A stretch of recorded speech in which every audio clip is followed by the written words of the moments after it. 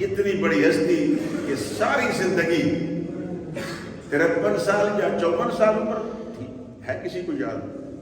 نہیں اتنی، اچھا یہ مجھے بھی اندازہ ہے، تھوڑی سی عمر ہے، دیکھ لو یار 53-54 سال کتنی عمر ہے، کتنی خدمت کی ہے، کہاں ساؤتھ افریقہ، کینیڈا، امریکہ، برطانیہ، دبئی، ابوظہبی، ساری دنیا میں۔ اس وقت یہ سوشل میڈیا نہیں تھا، یہ سلسلہ نہیں تھا، لیکن جگہ جگہ ان کا نام ہوتا تھا۔ میرے استاد صاحب تھے، سید تھے، جن کے پاس میں نے وہاں تعلیم حاصل کی، وہ سکول مڈل تھا، اس میں شاہ صاحب، امیر احمد شاہ صاحب تھے، استاد تھے، صدر مدرس تھے، سید تھے۔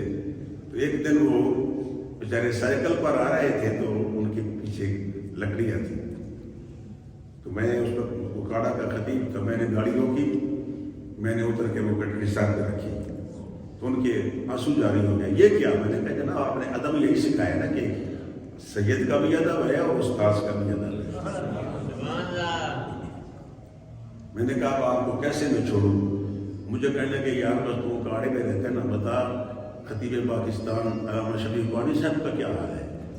میں نے کہا وہ تو کراچی میں ہے۔ کہنے لگے یہاں اکاڑے جو توڑ پکا میں آئے تھے، ملتان میں بھی آئے تھے، میں نے 2 جلسے ان کے سنے ہیں، 2 جلسے سنے، پر ایسا خطیب میں نے آج تک نہیں سنا۔ اس ترتیب سے بیان کرتے تھے نا جی، یہاں سے الف سے شروع ہوئے نا جی، یہاں تک جاتے تھے۔ ہمارے جیسے خطیب تو یہاں سے چلے آئے نا تو سیدھے یہاں آخری گیئر لگتا ہے، وہ پہلا گیئر لگا ہے نا تو پہلے گیئر کے ساتھ آرام سے پھر دوسرا، پھر تیسرا، پھر چوتھا، پھر 5واں آرام کے ساتھ چلتے تھے، اور موضوع کو بیان کرتے ہوئے چلے جاتے تھے۔ ان کی کتابیں پڑھ کر دیکھو، بڑے مصنف ہیں، ذکر جمیل پڑھ کے دیکھو، دیگر ان کی نماز ان کی پڑھ کے دیکھو، آپ ہر بندے کے پاس وہ نماز ہو، آپ کو بھائی ناظم اعلیٰ صاحب کے دفتر سے مل جائیں گے۔ یہ ہر بندہ نماز خریدے، اس میں نماز کا طریقہ لکھا ہے، انہوں نے اس کو پڑھے، باقی ان کی تصانیف کو بھی پڑھے آپ، انہوں نے کمال کر دی ہے۔ اور امام حسین اور یزید مرید کے بارے میں لکھا ہے، انہوں نے کمال کر دیا، آپ نے دلائل پیش کیے ہیں، بے شمار مسائل بیان کیے ہیں، پوری زندگی۔ دیکھو وہ ہمارا پسماندہ علاقہ تھا، توڑ بکا صاحب کی ایک دریا آتا ہے، دریا کے ساتھ مدرسہ تھا، اس مدرسہ میں قبلہ شاہ صاحب تھے، وہاں تک خطیب پاکستان کو لوگ جانتے تھے۔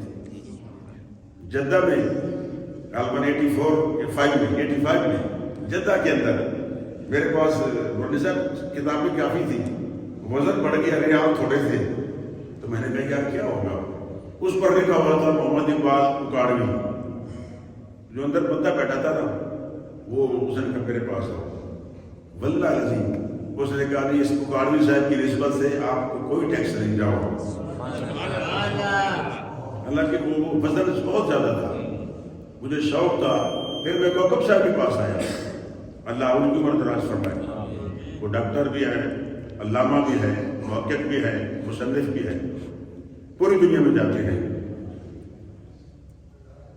باپ بھی خطیب، بیٹا بھی خطیب، باپ بھی مصنف، بیٹا بھی مصنف، باپ بھی محقق، بیٹا بھی محقق، باپ بھی بے باپ، بیٹا بھی بے باپ، کبھی کسی کا خوف ڈر نہیں ہے، اور خوش بخت ہے بیٹا، ہر جمعہ وہ اپنے والد صاحب کے مزار کے ساتھ ہی مسجد ہے، سامنے مزار ہے، وہاں ان کو ذکر سناتے ہیں، علامہ صاحب ذکر سن رہے ہیں۔ اللہ ان کے درجات کو بلند فرمائے، اور اللہ ان کے درجات کو بلند فرمائے۔ ایکا کے حق، ابطال باطل، قرآن و سنت کی روشنی میں۔ ایک عطا اللہ شاہ صاحب بخاری، ہم ان کا نام ادب سے لیتے ہیں، وہ احرار کے بہت بڑے علامہ تھے، نیک لوگ تھے۔ وہ خیر کو ٹراوے والی میں خواجہ خدا بادشاہ کا مزار ہے، ادھر میں گیا نا تو ادھر کے زیادہ رشید مجھے کہنے لگے کہ یار اہل سنت کے اندر کو میں نے اگر خطیب دیکھا ہے تو وہ مولانا شفیع قانی صاحب ہے۔ اغیار بھی تسلیم، وہ بڑے آپ بھی وہ بڑے بہترین مبلغ تھے، خطیب لکھنے والے خطیب تھے۔ انہوں نے کہا جی آپ کی جماعت کے اندر، تو تو میں نے کہا کہ میں تو ان کی مسجد میں ہوں. تو بڑے خوش ہوئے. میں تو ان کی مسجد میں رہتا ہوں. فرمایا بڑی بات ہے کہ وہ اتنے بڑے محقق تھے, اغیار مانتے تھے, شورش کاشمیری مانتا تھا, سب لوگ مانتے تھے, اہل تشیع میں سے ان کو مانتے تھے, دیوبند میں سے, غیر مقلد اہل حدیث میں سے, یہ سب لوگ مانتے تھے. اپنے تو اپنے وہ سب مانتے تھے. انہوں نے پوری زندگی دین متین کی خدمت کی ہے. دین متین کی اللہ ان کے درجات کو بلند فرمائے, اللہ ان کے فیضان کو جاری فرمائے.